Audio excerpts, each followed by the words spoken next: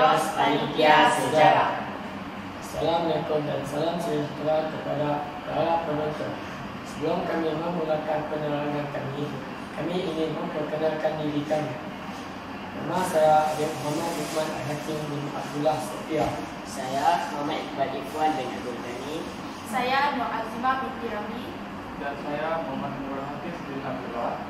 Kami dari Kumpulan Inovasi Panitia Sejarah. Pada hari inovasi kali ini, kami dari Panitia Sejarah telah menghasilkan satu projek di mana ia dapat membantu pelajar menyelesaikan soalan yang memerlukan kemahiran berfikir aras tinggi atau KEBAT. Projek kami diberi nama KIT KEBAT. Terima kasih saudara Iqbal atas pengenalan KIT KEBAT sebentar tadi. Baiklah, di dalam KIT KEBAT dibahagikan kepada beberapa bahagian, antaranya Mr. KEBAT, Miss KEBAT, penanda wacana dan kata hubung. Mr. KEBAT menerangkan tentang kata kerja ataupun perlakuan sebagai contoh, akal untuk berfikir, bahu untuk memikul dan mulut untuk bertutur. Manakala Miss KEBAT menerangkan tentang nilai atau perasaan sebagai contoh, cinta yang lahir dari hati, bijak melalui akal dan rajin melalui tangan. Mr. KEBAT dan Miss KEBAT saling bergantungan dan dapat membantu pelajar membina ayat KEBAT dengan baik. Seterusnya, saya ingin menerangkan tentang penanda wacana. Berikut adalah penanda wacana yang telah kami senaraikan, iaitu antaranya, seterusnya, selain itu dan akhir sekali. Terdapat juga penanda wacana inference, iaitu kesimpulannya, oleh itu tegasnya, tuntaslah, maka jelaslah dapat dirumuskan. Berkemungkinan juga terdapat penanda yang sesuai tetapi tidak kami senaraikan di sini. Penanda wacana ini digunakan untuk meneruskan ayat yang berikutnya. Kata hubung juga merupakan elemen penting dalam menghasilkan ayat yang lebih gramatis dan lebih baik. Kata hubung dapat membantu pelajar menggabungkan beberapa isi di dalam satu ayat. Berikut adalah hasil akronim daripada kata hubung, iaitu BOSIP. BOSIP ialah hasil akronim daripada perkataan seperti bagi, untuk, agar, supaya, seperti, ialah dan kerana. Pelajar boleh memilih kata hubung mengikut kesesuaian ayat yang ingin dibina.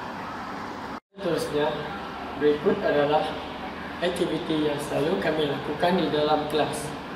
Di dalam sebuah kuliah ini mempunyai nilai-nilai yang berkait rapat dengan nilai sejarah. Aktiviti ini dilakukan apabila guru memberikan satu soalan KEBAT. Setiap pelajar akan diberikan nilai yang berkaitan dengan sejarah. Pelajar yang mempunyai nilai-nilai sejarah yang berkaitan dengan kehendak soalan harus tampil ke hadapan dan menampal nilai-nilai tersebut pada kotak yang bersesuaian. Sebagai contohnya, bertindak wajar ditampal pada petak akal, berkelakuan sopan, bertata suci dan berhemat tinggi ditampal pada tangan, dan menghargai jasa tokoh-tokoh negara ditampal pada petak hati. Selepas menampal jawapan yang bersesuaian dengan kotak di atas, para pelajar dikehendaki untuk menggabungkan ayat dengan menggunakan penanda wacana dan kata hubung. Aktiviti ini sering dilakukan di dalam kelas. Pelajar akan mahir dalam menghasilkan jawapan KEBAT. Ini merupakan tapak cadangan jawapan bagi soalan KEBAT. Ini gambaran bagaimana KIT KEBAT digunakan. Langkah pertama dalam menjawab soalan KEBAT adalah pelajar dikehendaki untuk menulis kehendak soalan dan memilih nilai ataupun perasaan yang ada pada KIT KEBAT. Seterusnya, dalam menerangkan isi yang telah dipilih di dalam KIT KEBAT ini, pelajar memulakan ayat dengan penanda wacana hal ini kerana, dan pelajar boleh memilih nilai ataupun perasaan di dalam KIT KEBAT ini.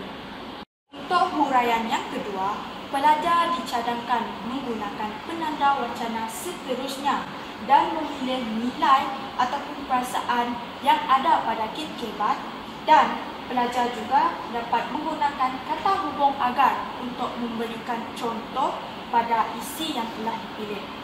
Akhir sekali, pelajar digalakkan untuk menggunakan penanda wacana inference kesimpulannya untuk menegaskan isi-isi yang telah dipilih. Pelajar mahir dalam menggunakan kit kebat. Pelajar akan dapat menjawab semua soalan kebat dengan baik dan mendapat markah maksimal daripada soalan kebat tersebut. Saja inovasi dari kami, Panitia Sejarah SMK Sumok. Sekian, terima kasih.